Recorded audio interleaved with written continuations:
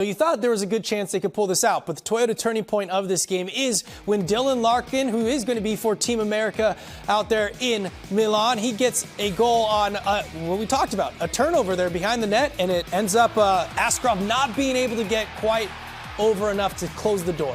A valiant effort to try and stop that, but if you don't take care of the puck, it's going to come back to bite you, and that's exactly what happened to San Jose in this instance. Just one of many plays that lead you to have a frustrating viewing experience with the San Jose Sharks tonight.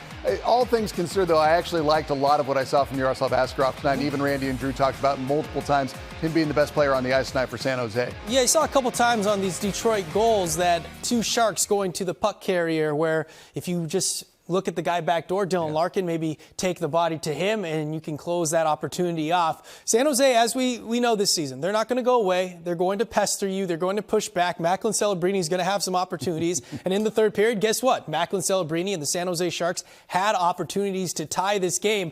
It was a little bit of a flurry. They had 10 shots in the third frame, but they just couldn't solve John Gibson, who, has played the Sharks quite a bit in his career coming over from Anaheim. There's one from William Eklund to Foley just laying it to him. But yeah, it's just, this was kind of a little too late. And if one of these go in, it's a different game, obviously.